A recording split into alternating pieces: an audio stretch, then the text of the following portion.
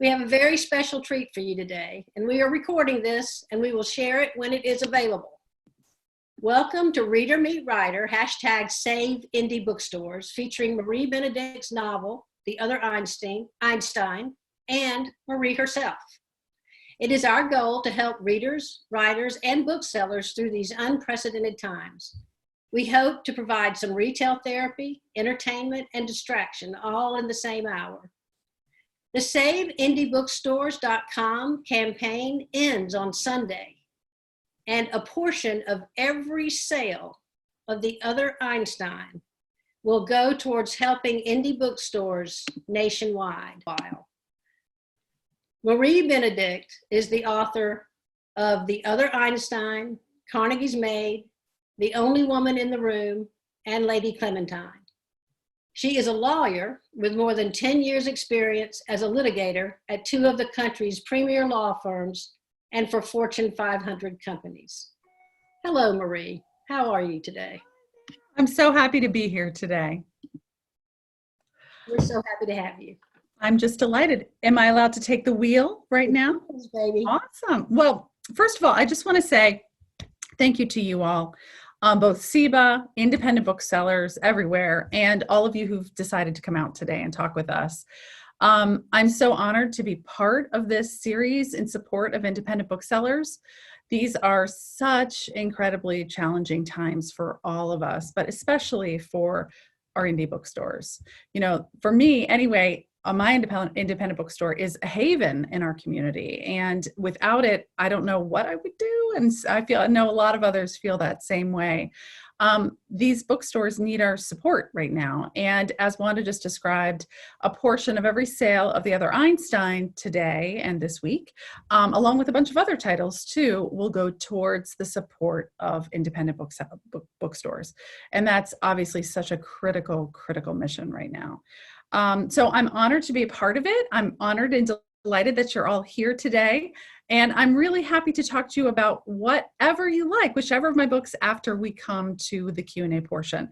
But to start, I thought I'd talk to you all a little bit about my mission, the books, the kind of books that I write, my stories in general. And then I'm going to dive deep into The Other Einstein, because that is the book that we're really focusing in on today. Wanda was kind enough to call out my Marie Benedict books, The Other Einstein, Carnegie's Maid, The Only Woman in the Room, and my latest, Lady Clementine, which came out in January.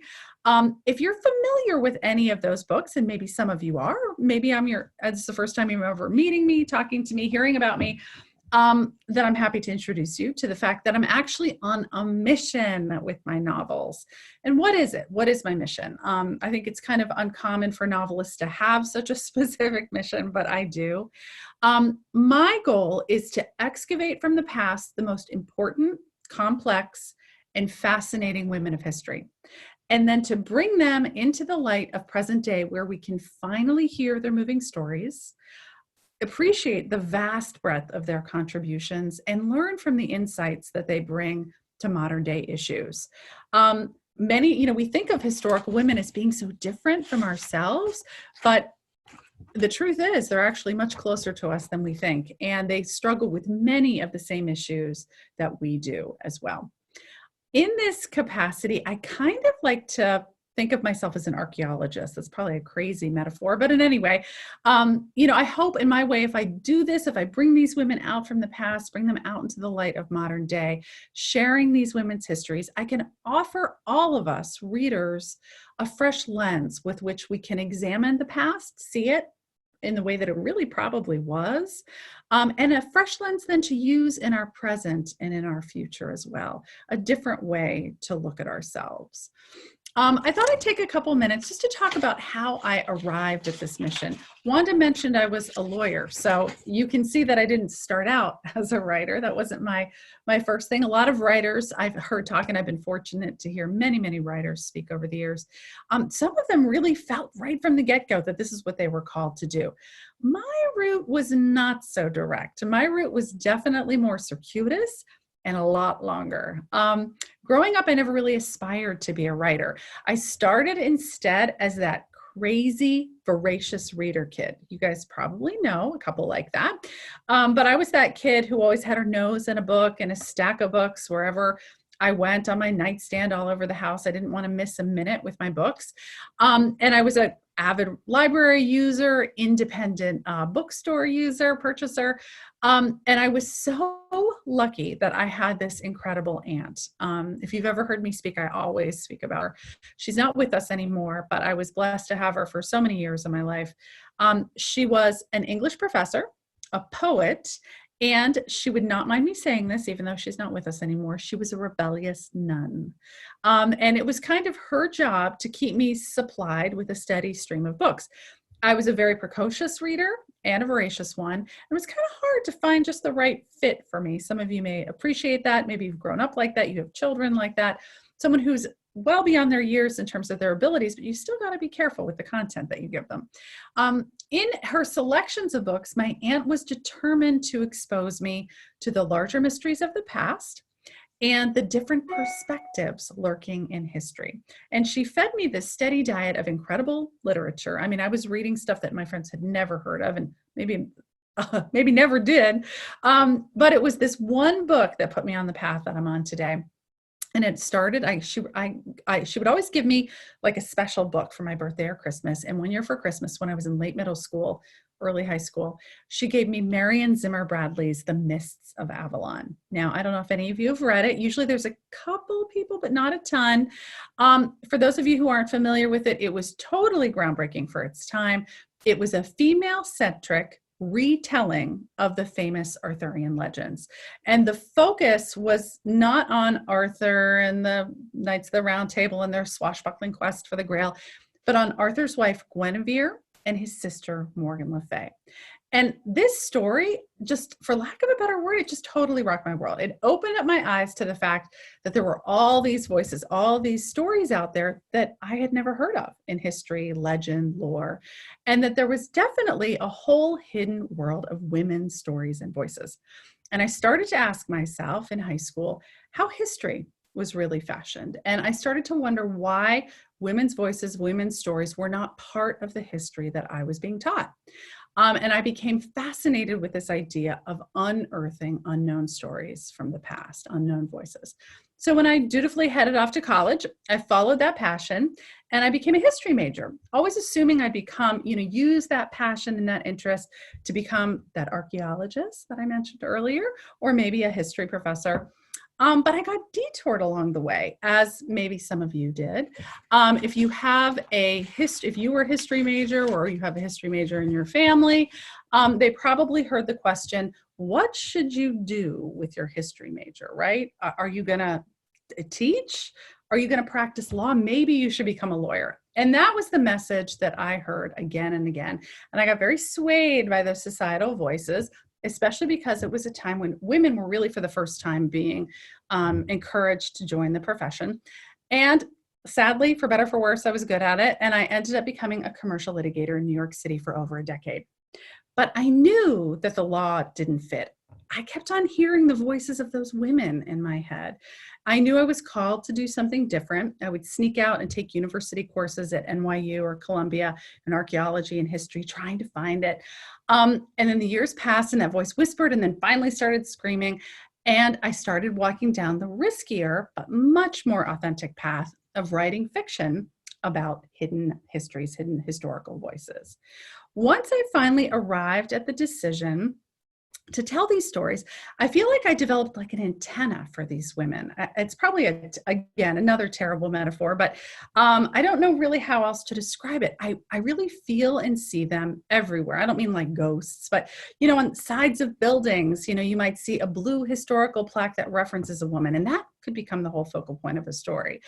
There might be a reference in certain articles, but sometimes I find women in the lack of mention of them, which is sort of another way, in their omission.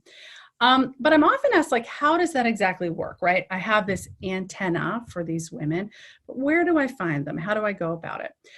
So I'll start with The Other Einstein. It's a little bit different for each book. The Other Einstein, I found the woman at the heart of The Other Einstein, which I'm going to talk about in more detail in a few minutes, while I was reading a children's biography of Albert Einstein with one of my sons. I have two boys. They're both a little bit older now in their teens. But one was and always has been a scientist. He wants to be a physicist. And we were reading a biography, a children's biography of Albert Einstein. And as they were describing his life and his education, they made this about 2 or 3 sentence mention of the woman who, this woman who was in his university physics program. They were classmates and then went on to have a relationship and ultimately got married, and were married during his most prolific time, which they call his miracle year. And I don't know about you, but like that antenna started to go crazy. I was like, what are the odds at a time when so few women went to university, Albert Einstein would be in a university class with a woman that he then married, and then, during his most prolific period, they're married. What are the odds she had nothing to do with his work? I realized that I absolutely had to write The Other Einstein and tell her story when I realized it was really incredible unto itself. She had made this meteoric rise really from the backwater of 19th century Serbia, where it was illegal to attend high school, to become one of the very first women in a university program alongside Albert Einstein. And I knew once I went down that rabbit hole of research that hers was the story that I had to tell. How did I find the woman at the heart of my third book in the series, The Only Woman in the Room? The woman that I think of all of my women as heroines, and this heroine came to my attention a little bit differently. I have a dear anthropologist friend who is always looking for interesting tidbits of information about women. And at lunch one day, she mentioned this golden age of Hollywood actress, Hedy Lamarr, who was also a Jewish refugee and an inventor of a patent for war purposes. And when I went down the rabbit hole of research about her, I knew I had to tell her story when I realized that invention that she worked on for war purposes over the decades ultimately became Wi-Fi. And we were sitting with this woman's legacy day after day using this crazy device, using it right now as we're talking. I knew I needed to tell her story next. What about the woman at the core of my latest book, Lady Clementine? I encountered Clementine Churchill, yes, wife of the famous Winston, when I was actually knee-deep in World War II research for The Only Woman in the Room. The Only Woman in the Room takes place in the years leading up to and encompassing World War II. You can't do any research in that realm without coming into close contact with Winston Churchill, right? The ubiquitous cigar, the Homburg hat, the V for Victory sign, he's literally everywhere. And as I kept encountering him, I noticed that omission that I mentioned earlier. He's everywhere. Pictures of him are everywhere, but there's no mention really of his family. And I couldn't find, initially anyway, any images of Winston and his wife. I'm not a Winston Churchill expert. There are many people who are, believe me, the Churchillians are always out there. But I knew that he'd had a long marriage, and I found it odd that there was no reference to her, no pictures of her, that they had this marriage that lasted many decades, supposedly quite close. And I started to wonder who she was and what she was like.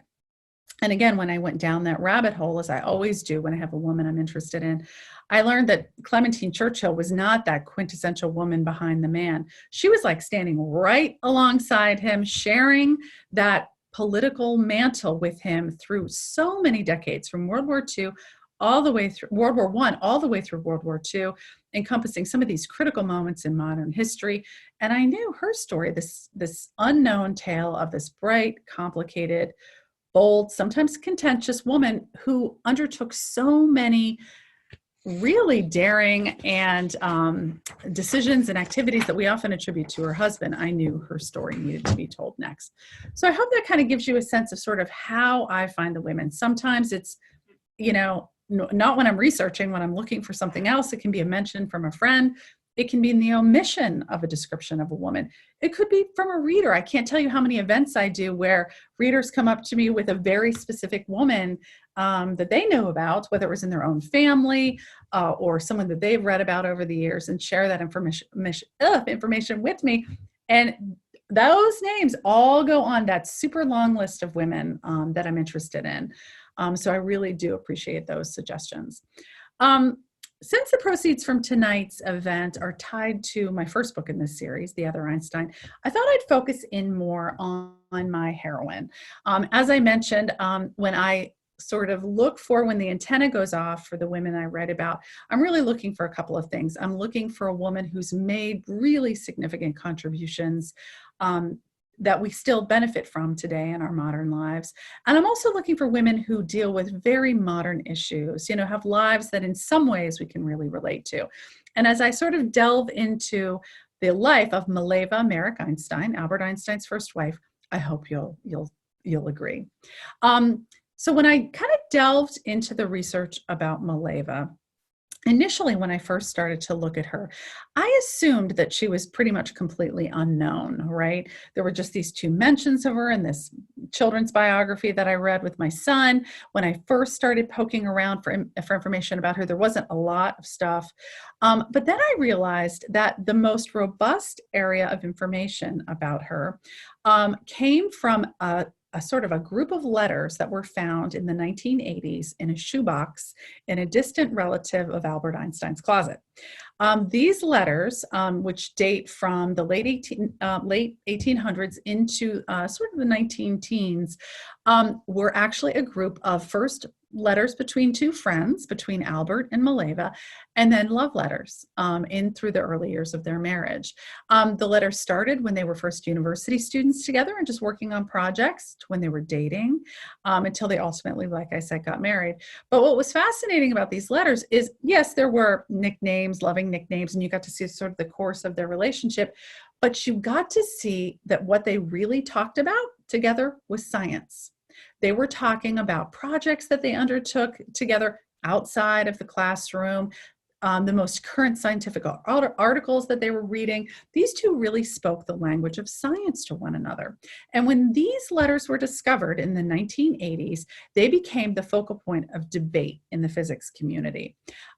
Some people said that Mileva couldn't possibly have contributed to Albert's work despite the things that were clear that they were discussing in the letters. Maybe she was just a sounding board for his brainstorms, or maybe she helped assist with the mathematical calculations, because even he said she was better at math than he was. And of course, this debate, which was really undercutting any contribution she might have played, really spurred me on, right? Because I wanted to find out what I thought might be the truth. And as I continued researching and writing, I discovered that she was fascinating and important in her own right, not just as a footnote to Albert Einstein's story, not just as a question as to what role she played in all these key physics theories. In my mind, the question of what role she played in Albert's miracle year of 1905, which I'm going to talk about in more detail, really became an examination of how Mileva, after, and we'll talk about this, an illegitimate pregnancy, exam failure, marriage, was forced to subsume her own academic ambitions and intellect to Albert's. Her story was in many ways the story of a lot of intelligent, educated women whose own aspirations were marginalized in favor of their spouses. And in this way, to me, The Other Einstein really became a story not just of this woman who overcame all odds and got this incredible education, was brilliant, and was denied her due, really. It was also a story that was both historical and modern, in the sense not just of her, the credit she did or didn't receive, but in the sacrifices that she had made along the way. So what is Mileva's story? She grew up in Serbia, which was at this time a small province in the Austro-Hungarian Empire. Her country, Serbia, was viewed kind of as a backwater, very inferior to the more Germanic nations.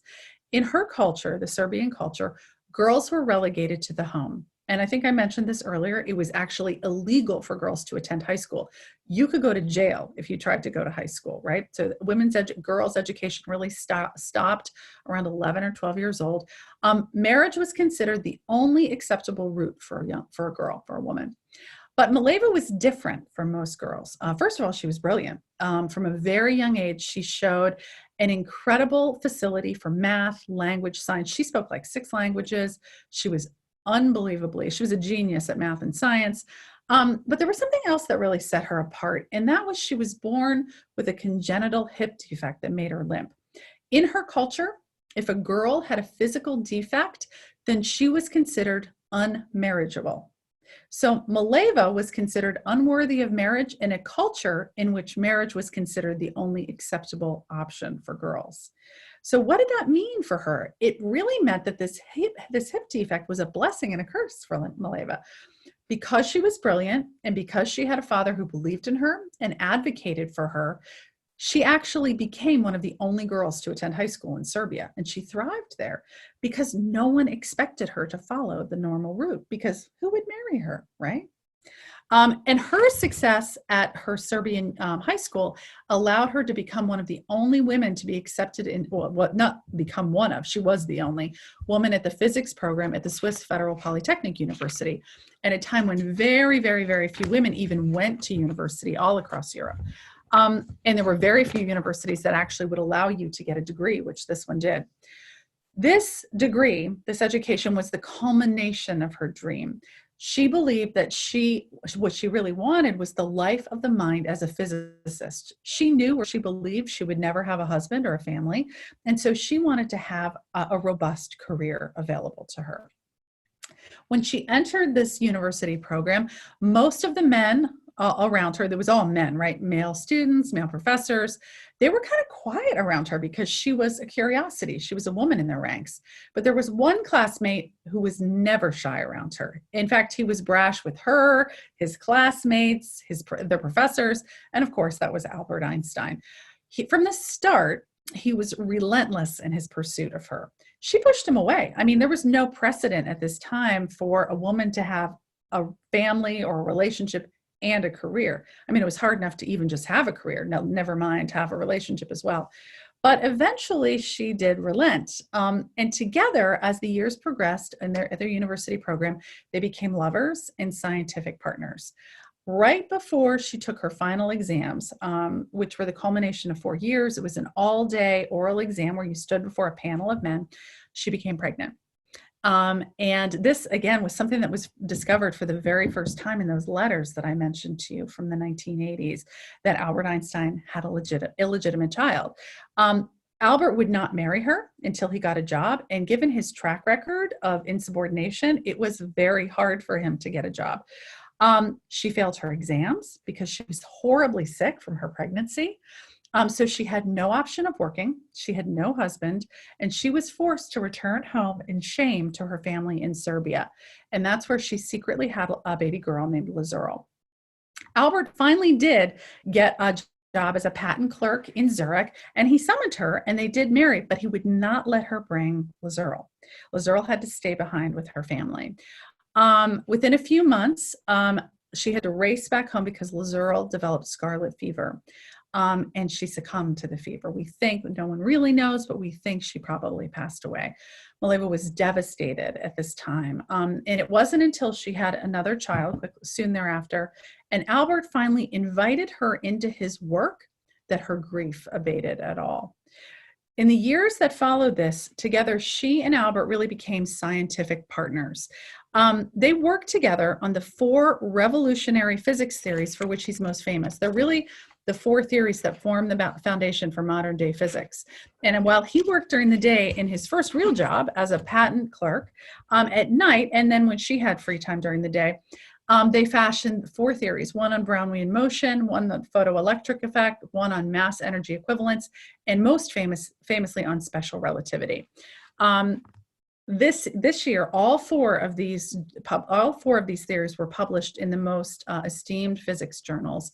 And it was dubbed Albert's Miracle Year. Mileva was thrilled with the role that she played, even though the lack of recognition really did sting. And she assumed that this partnership, this romantic and scientific partnership, really the only way she had to manifest her interest and passion for science, because she never did get a degree, she assumed it would continue. But as Albert's fame rose, she became pushed to the margins of his life. Obviously, when I read all this and learned about it, I knew her story deserved to be told. She'd been in the shadows, forgotten for way too long. And of course, as I mentioned, the scientific community's reaction to those letters when they first came out also kind of prompted me to delve into her world and to tell her story. The scientific community's general resistance to acknowledge any role on her part without very specific proof, to be honest, it infuriated me at the time. And the more I examined their reactions, the more disturbed I became and the more determined I became to tell her story. Because I've told you guys a little bit about Mileva and her background and her story, and you can see that she was brilliant. She was incredibly well educated, unbelievably tenacious to overcome so many hurdles to get to where she was.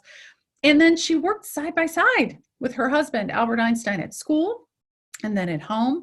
And there's no way Albert, with his typical work habits and his lack of organization, there's no way that he could have done these 4 key, unbelievable theories on his own while working full-time at his first full-time job. To me, after I examined all this and I kind of looked at the scientific community's reaction, I thought the question that they were asking should be different. It shouldn't be prove to me that she didn't. The question should be prove to me that she did not play a role, right? Like, how can you know this woman, this incredibly brilliant physicist, and see the relationship she had with her husband and assume that she did nothing unless you can actually see the documentation? Otherwise, if we don't kind of take a look at these and examine these histories and these stories differently, embedded in this scientific community's debate and implicit in their insistence that without definitive evidence, Mileva must have played no role, there are all these horrible preconceptions about women and their capabilities. And that's why, to me, unearthing these stories of women, both historic and modern day, is so crucial.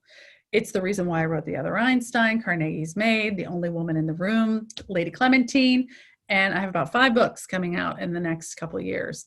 Because I believe if we don't tell these stories, right, then those preconceptions about women and their capabilities are going to continue, and we're going to continue to view women and their contributions and their legacies in a really limited light, which I don't believe is really how it was. By excavating women from the detritus of history and bring them out into the light of modern day, telling her stories instead of histories, you guys have probably heard that phrase, then I hope we can kind of change our understanding of both our past, but also our present and our futures as well. Thank you so much for having me here tonight. That's just a short description kind of the work that I'm interested in, my mission, the little more details about The Other Einstein. But most of all, I want to thank you all for supporting independent bookstores. You all know, I don't need to tell you, that these stores are the cornerstones of our community. That's where we gather. That's where we learn. That's where we exchange ideas. And we need to do whatever we can to keep them afloat during these incredibly hard times. Thank you all again. I know we're going to have a Q&A section coming up here, but in the meantime, I hope that you are all staying home and staying healthy. Thank you. Thank you, Marie. That was just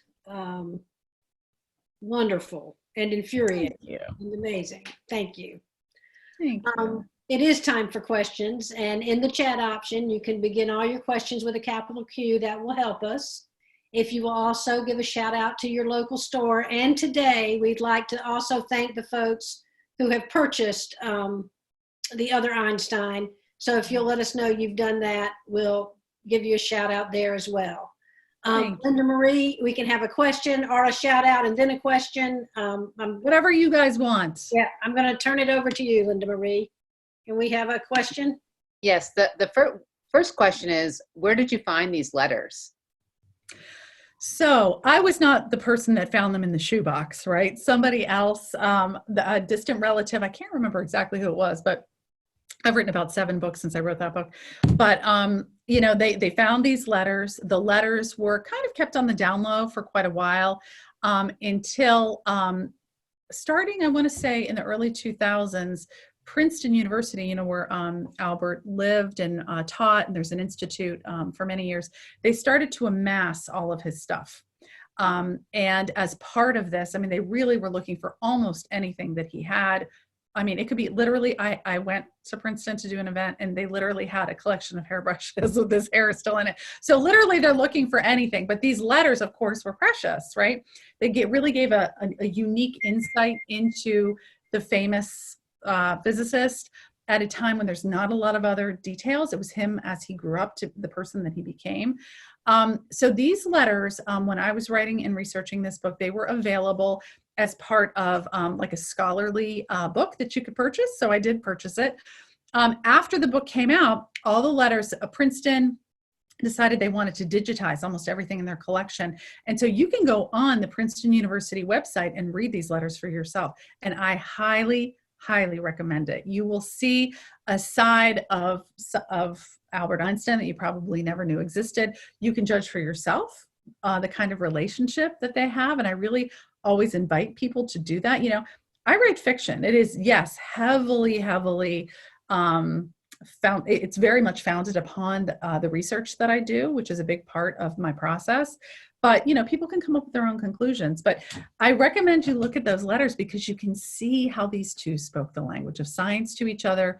And once you read those letters, you cannot imagine that during Albert Einstein's miracle year and the year or two leading up to it, that Albert and Mileva were sitting across from each other at the dinner table talking about diapers or grocery lists, right? These two are talking about science. And after you read that, I think I hope anyway, you'll arrive at the same kind of conclusions that I did. Does that answer the question? Mm-hmm. Good job. Do we have another question, Linda Marie? Another viewer asks, and they say that they've read and loved all of your books and they're buying them for their mother and daughter. Thank you. They ask, who is the next woman you will write about? So it's hard to say. I actually, I have 3 things coming out in the next, I want to say 14 months, but I'll tell you about the next Marie Benedict, like the big book that comes out. And that is next January. It's about Agatha Christie. You obviously have heard of her. She's the most prolific and successful author of all time. The only person, if you can call it a person, who's sold more books from her is Shakespeare in the Bible. And, but what you may not know about her is that she actually, when she was a relatively young woman, had just finished her 3rd mystery novel.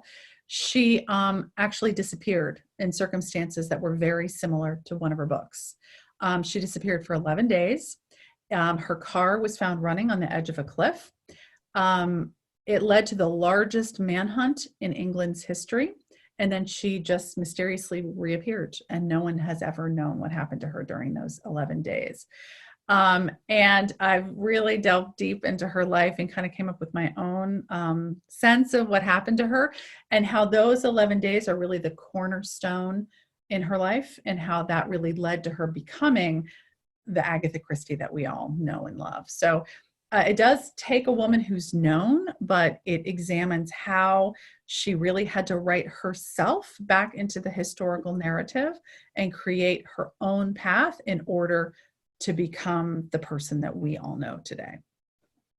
And it's written like an Agatha Christie novel. Fascinating. She's an amazing person. She really is. Yes. Okay, Linda Marie.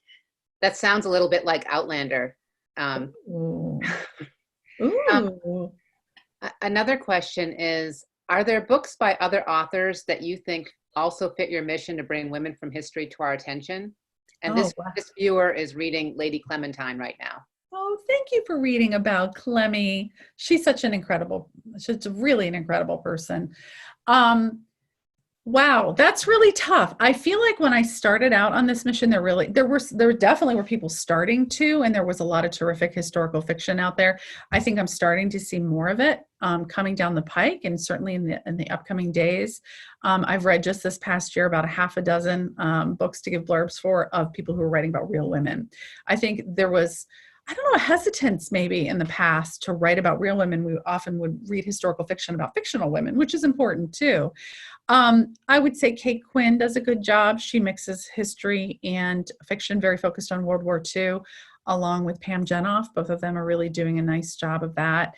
I have my favorite books. I wouldn't say, like, I love Lily King's Euphoria, which is really, it's historical fiction, but it's really about Margaret Mead, it's really a fascinating read about this incredible anthropologist and her discoveries.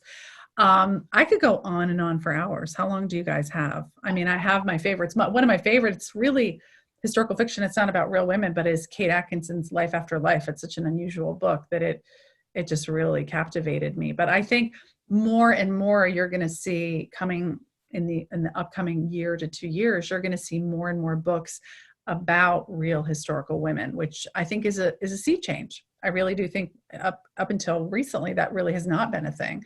I'm sure you've seen like Melanie Benjamin has done some of that, and Fiona Davis, her characters are a little bit more fictional, and more people are starting. I think we would publish a playlist, a read list for people if you send it to us. I should do that, shouldn't I? Certainly do that. Yeah, I should. I'm gonna do that. I'm gonna put some together because I think it's important, for other writers who are on this similar kind of mission that I'm on, or starting to embark on a mission like this. And for high schools, I mean, wouldn't that be? But I love high schools to read my books, like as they're learning about World War II. Also, instead of only reading Larson's Splendid and the Vile, to read Lady Clementine's book. I mean, yeah, it is fiction, but I do anchor my books really deeply in the research. So, I often say this, so pardon me if some of you have heard me speak, and I've said this before, but, people always ask me about the research and why I choose, I'm sure somebody on the list, why I choose to write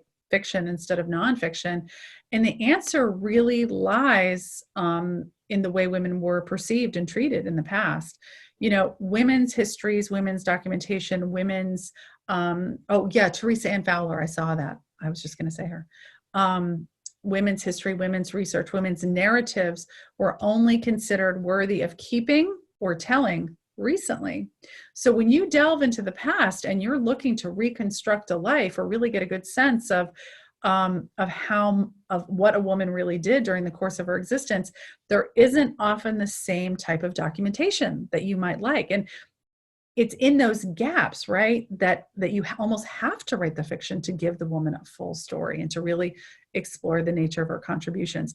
If I looked at Mileva Merrick Einstein and looked at her like a biographer or a nonfiction writer might do, then I might take the same perspective that the scientific community did when they found her letters. I might say, well, because you can't prove to me she didn't play a role, because there's no one document that says, oh, she helped co-author the theory of relativity, then I would never be able to speculate on that. But I feel like once you get to know these women from their letters and their lives, you know that she did. There's no way they were talking about diapers over dinner. They were talking about these 4 theories. So in some ways, in order to really pay proper homage to these women and tell their stories in the fullest way I possibly can, it almost has to be fiction, because the documentation just often is not there. Anyway, nobody even asked me that question. I just went on and on. Sorry. But all right. Linda Marie, do we have another question? There's 2 questions from one person. Where do you get your ideas to write your books, and what are you reading now? Well, I think at the beginning, I kind of talked about where I find the ideas. I find them literally everywhere. I can hear about them from a friend. I can literally see a plaque on the side of a building. There might be when I was doing research about World War II, I kept on finding Winston, but that omission of the mention of his wife made me wonder about her. Where is she? What is she doing? Is she at home knitting while he's off, doing peace accords and, coming up with military plans? The answer is no, she wasn't knitting. She was by his side every single step of the way. She was out in the middle of the night after the Blitz, checking on the people. She was living in the tunnels, in the war rooms, once they couldn't live in the prime minister's abode anymore. I mean, she was right there making decisions, helping every step of the way. So I find the women everywhere. They are everywhere. They are literally just waiting for us to find them. All you have to do is look. And what was the second question? What are you reading now? Oh, what am I reading now? I'm reading so many books. Okay. So I just got a big delivery. So right now I'm reading about 8, all from my local bookstore, Penguin Bookshop in Sewickley, about 8 books at once. It's really a problem. So I'm currently reading, I started, The Woman Who Wrote The Glass Hotel by Emily St. John Mandel. I'm reading that one. I just finished Margaret Atwood's The Testaments, which I loved. I'm also reading at the same time Octavia, oh my gosh, why can't I remember her last name? Kindred, which is fantastic. It's almost like a time travel book, but it's also historical fiction, really good. I also have Lily King's new book. I haven't started that one yet, Writers and Lovers. I think that's the name of it. And what else is in my stack? I have like 6 other books in there. I am always reading a lot of books at once, in addition to tons of historical research material and parenting books for my children. So there you go. There's my mishmash. Okay, then Marie, we have time for one more question. Okay. This is from a fan of Novel in Memphis, Tennessee. And they ask, how can we influence schools to include more lessons on important women in history so that kids and young people gain more exposure? That is such a good question. I wish I knew the answer because I would be doing it. So far in my experience of the books that I've written and the women that I write about, there are schools that use it, but it's on a piecemeal basis, right? It's somebody reads it, a teacher reads it, they realize it would be a good complement to what they're working on, and they use it in the classroom. I think influencing your school boards, the directors of curriculum at your elementary, middle, high schools, writing to them, talking to them, examining the curriculum. I think, unfortunately, so many of us, obviously none of you people out there, but a lot of people in communities just take for granted that the curriculum that's being offered to their students is the fullest representation of the past, right? Especially the history curriculums. And that's not always the case. If they're relying on sort of traditional presentation of history, it very often it does not focus on these women. And their stories are every bit as important as the men's. Well, thank you, Marie, so much. And thank you, everyone, for being here today. This was wonderful. And if Thank you all so much. Yes, and if you enjoyed it as much as I did, let your bookstore know. Order the book from them. We hope to be scheduling more authors, so please be in touch with your bookstore with any suggestions or ideas for how this could have been better for you. And order the Other Einstein from them.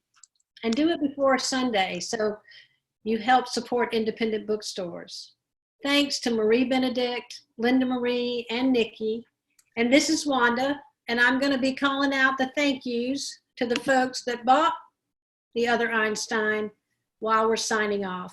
Thank you very much.